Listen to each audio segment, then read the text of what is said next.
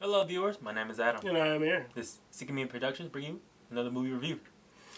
I am so happy we got to go watch this. As a fan of Frank Herbert's work and having to have been in a time frame to have been able to experience the first two adaptations of his work and his pieces, getting to experience it through the lens of Denis Villeneuve in his latest adaptation of the diverse Dune book has been an honor and a privilege. And what we're talking about for this video is Dune Part 2. So this is the second part to Denis Villeneuve's Dune saga. Mm-hmm. This is based off the first novel back in the 60s. Which, once again, has already had two earlier adaptations. One being the first movie adaptation, and another one which had to have been a mini-series on sci-fi. And Dune has always been one of those series that is socially conscious in pop culture. Like so many different sci-fi movies and television series has borrowed heavily from the concepts of this story. But only the bare minimum, the scratching the surface of those. So to finally have a more modern adaptation to try and pick apart and adapt the pages from the Herbert's literature is nice to see. But even then, going to the story, mm-hmm. even when you're doing Dune bare minimum, it's still some of the best storytelling you'll see. Honestly. On film. So, like we said, this is Dune Part 2. So if you did not see Dune Part 1, strongly encourage you to go ahead and watch that. Yeah, it starts meaning where it left off. When Paul Atreides, the main character in this film, he and his mother, Lady Jessica, are now being taken on as following the native of the known Dune world of Arrakis. That being the Fremen. Paul and Jessica have already had a lot of heavy lifting thanks to outside influences to basically instill them within this group through a particular lens, that being that of the Bene Gesserit, thanks to certain plans that were already laid into motion. But of course they are on the run from the threats that has already taken down much of their family and much of their forces, that being that of the Harkonnens, and of course the Emperor's Hand himself. And though this is the second half, we're seeing the steps being taken for Paul to try and reclaim his rightful place at the top, but reluctantly so. Yes, once again, plans being laid out before him, and then also things that are influencing him down under a unique and even deeper path, that of his bloodline and the great promise that many of the Fremen truly believe him to be able to walk. So over the course of this film, we are seeing a very socially aware movie with very heavy themes of how colonialism affects a society, the very dangers of capitalism, and of course the dangers of religious fervor and zealotism in and of itself. How a charismatic leader can be a truly terrifying thing in general, and just how what will be better for an overall group, as well as trying to balance your own personal beliefs or wants. And it's kind of like the film has a lot going on in this material, and the daunting task to even to split this into two movies, from when I say this is Dune as bare minimum, for what they show, if you were to just watch the first movie on this specific adaptation, you'll be okay going into it. But being burdened with the knowledge of what we glorious purpose and knowing the dense and wild material that's even in the first book alone, Yeah. you could easily when you're watching it, okay, there's reasons why certain things were left out, and then unique changes had to be developed in order for the story to cohesively run smoothly. Of course, I would have wanted to see this as a serialized series, or at least a televised series, where it would have had much longer time to be able to tell the story. For something that needed to have been condensed because of this is the way that the studio themselves planned it out to be, I think they handled themselves pretty well as far as handling the material as they got. yes, and especially if you know the material, you can understand that the Dune is very expansive, and in each installment of the original 6 books, it just gets even weirder, but even more So much denser in its knowledge. The film, overall, the whole scope and tone of the film movie, it is very much like old-fashioned storytelling, and also filmmaking. It recalls back to Lawrence of Arabia. Oh yeah. The old school, Empire Strikes Back of Star Wars, The Raiders, all of them. A lot of that type of old school filmmaking of the big blockbusters that people will probably always say that they don't make them like they used to, but here you go. Yeah, this movie exists. So if you really want to relive that kind of fantastical filmmaking and presentation, this is really one of those movies you cannot miss. And the movie in this age of serialized big blockbusters and trying to make have a long series, the movie, even though the movie, you can still watch this as its own entity, even despite this being a part 2. Near the end, it does start to set up for the possible other futures, but only subtly, so that you can understand where they ended off. It doesn't feel as though you're being left with so much that you could have watched in this one. This does definitely feel as though it's the conclusion of the story they were trying to tell in this particular edition. But it definitely leaves you open to be able to explore further should the film gods deem worthy to continue on. And a lot of the reasons why these movies will be going on is because of the wealth of characters that populate this universe. This movie would not be anything if it didn't have its main character, that being Timothée Chalamet's Paul Muad'Dib Atreides.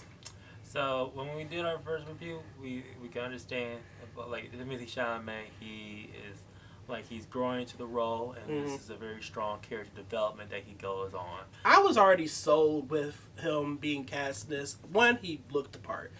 But 2, having seen him in other outings, I understood that this particular actor had the chops to be able to tell such a complex character brought to life on screen. But he does make his own as well. This is definitely a unique turn or outing for the character of Paul. I feel as though with Timothée Chalamet, he brings a lot of the humanistic elements, the realism that you would have wanted for a character being brought forth into this frame. If you read the version of the books, that version doesn't feel necessarily like a real teenage boy. But He's this too one, stoic. too much like somebody who feels as though they have already gone with the okie doke of what this life was going to be like for them. But in Timothée Chalamet's performance, you definitely feel as though this is an individual who has just been thrown into circumstances that are well beyond their control, but is having to deal with them with the best intentions and abilities that he has at his disposal.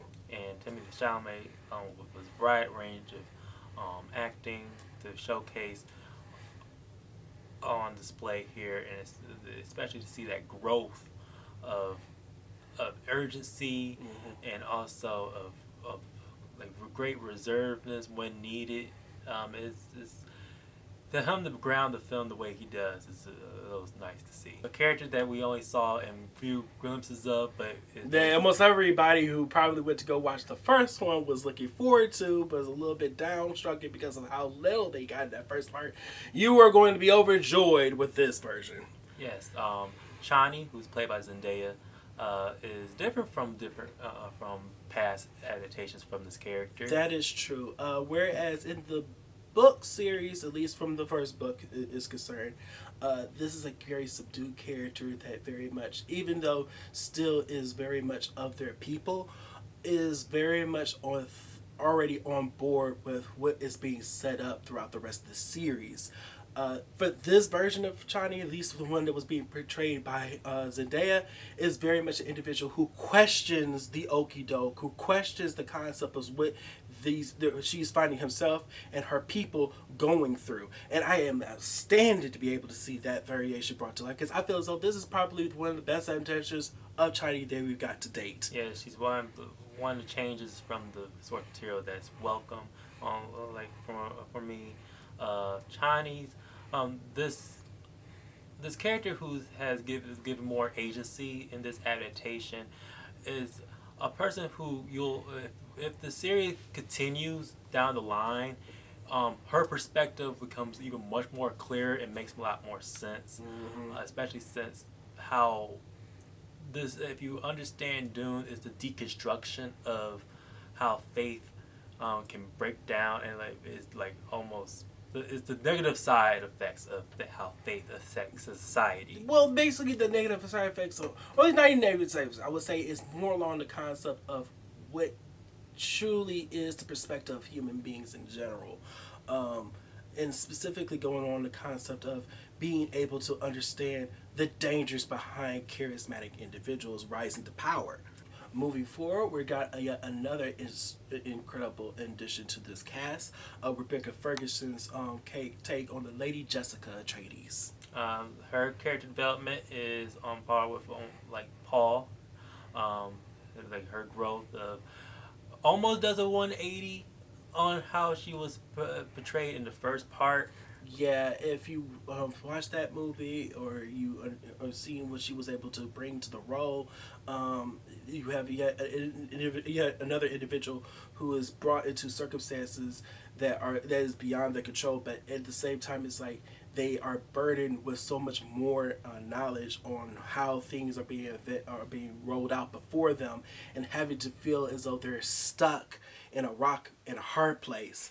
And you very much see their emotions, on the roller coaster ride that anybody would have to would be feeling, but having to also be burdened with the concept of how restrictive their own personal stakes are within the world themselves.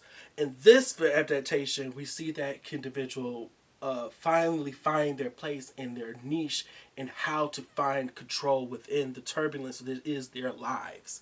Yeah, you see how she uses the idea of the construed of prophecy that was talked about in the first film, and how she weaponizes it into her advantages. Yeah, it's almost, you could definitely say that it's almost to the extent that she almost becomes somewhat of a villainistic presence in this film, and it's jaw dropping just to see how that plays its role. A character who kind of who goes in on, who is on the okie doke and drinking the Kool-Aid of this scenario is the character of Stellan, played by Javier Bardem.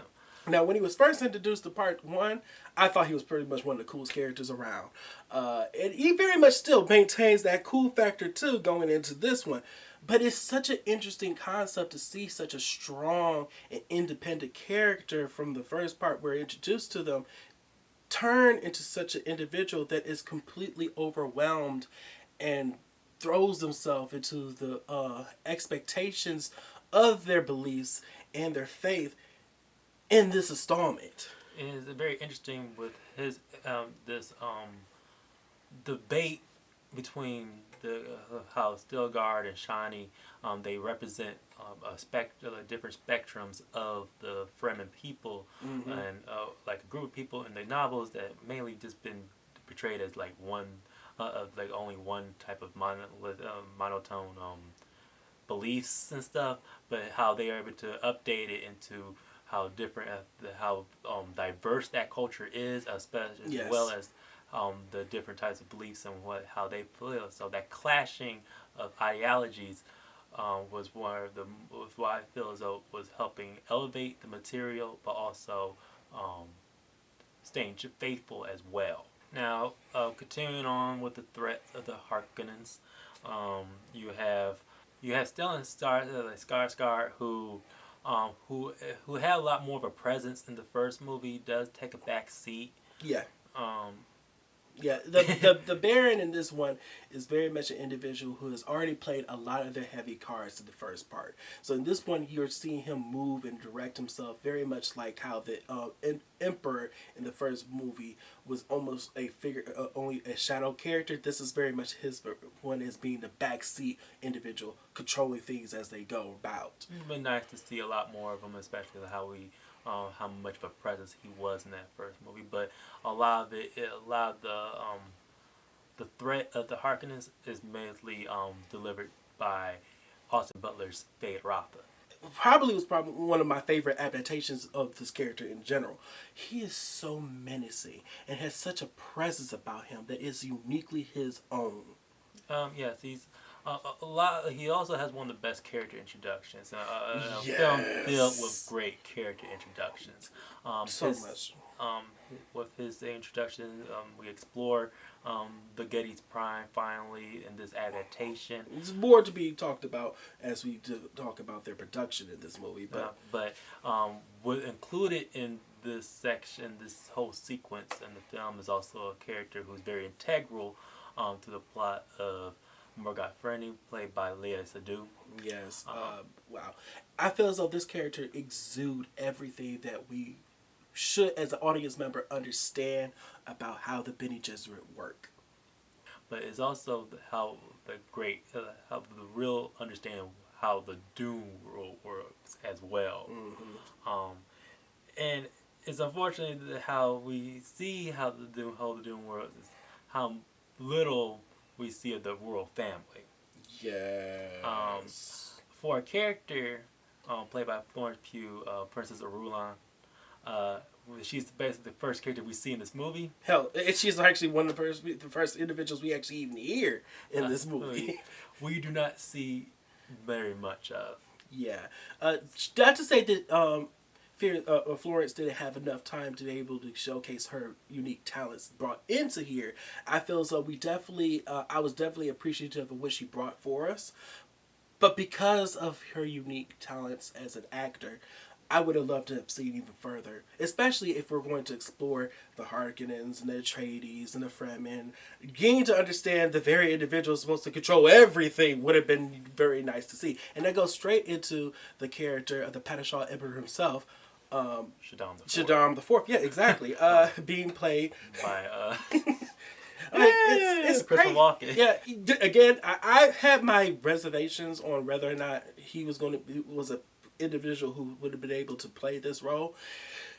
But the thing is, he don't really make much of an impression because of just how little they this royal family is showcased in this cut of the film, especially when this whole film has such an astounding production. Mm-hmm. Denis Villeneuve and his crew, they were to take what was set up into the first part and actually just run with it in this second part.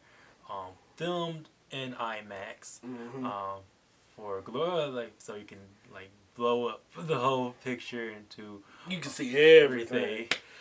To really see the vastness and the big scope of this world of Arrakis. To be able to make something that's supposed to be so fantastical and alien appear to feel real, and if not just real, almost ancient in a way, yes, is such a bonus. One of my favorite cinematographers in the film industry, Greg Fraser, is really working on these modern blockbuster films that he brings such a grounded aesthetic to the sci-fi and to these worlds that also elevates with even doing surrealistic approaches to the visual storytellings of how they interpret certain concepts is also something that's adds great visual variety. Mm-hmm. That's definitely needed. And what could have been just a very monotonous, sandy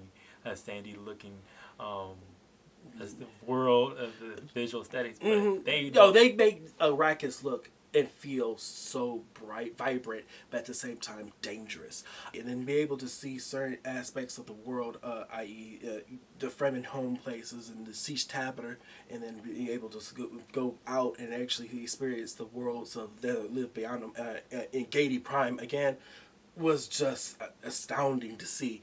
That entire sequence alone sold me. Yeah, the way they interpret the black sun of that planet and how it just bathes everything in bleach or the society. Talk about visual variety. It made you appreciate the unique stances for each people within this universe. Now I understand why the Harkonnens are the way they are. Their aesthetics for beauty, their whole militarized animalistic tendencies for everyone to see them there for you to see.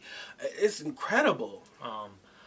The VFX on the hand, thing is, the VFX are so good that it makes it it's just as grounded as the world. So even finally realizing the worm, Shia LaBeouf, still should like to see more of them. Yeah. But you see a lot more than what you saw in the first movie. Mm-hmm.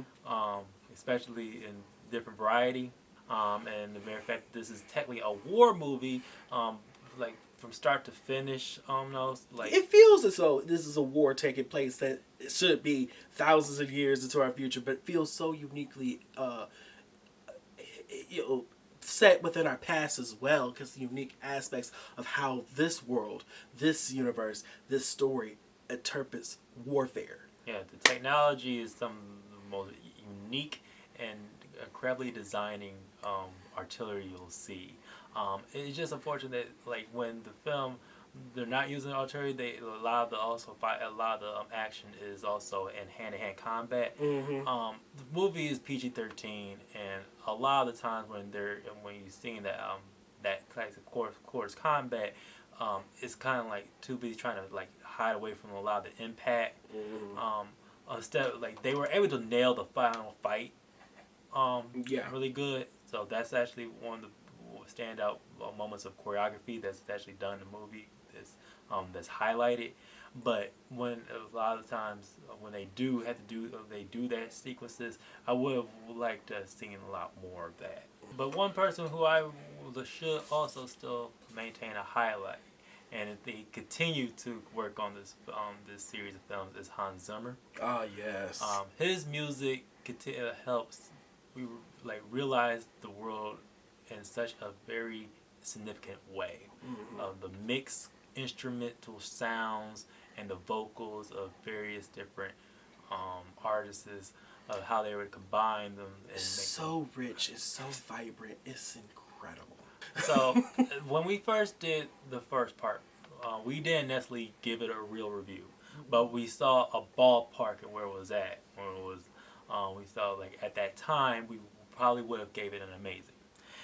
And after seeing part 2, amazing is something that I think I'm going to keep. We both need to keep. Yep. Yeah. Like I said earlier in this review, Dune at its bare minimum when done well. It's probably one of the best stories that can be told. My name is Adam. And I'm Aaron. This has been a Seeking Me Productions.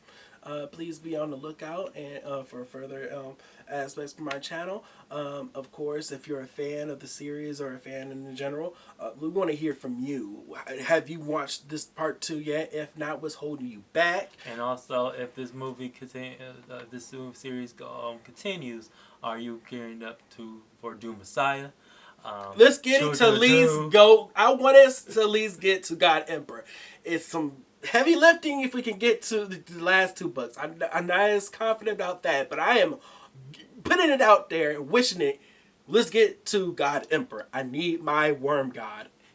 We got to do that. Yeah, we definitely need to push past what's already been adapted. Exactly. But yeah, also checking our social media outlets of Twitter, X, Facebook, and Instagram, and also Letterboxd. Mm-hmm. And also like, share, subscribe as usual. So please to help out this channel. My name is Adam again. Aaron, see you later.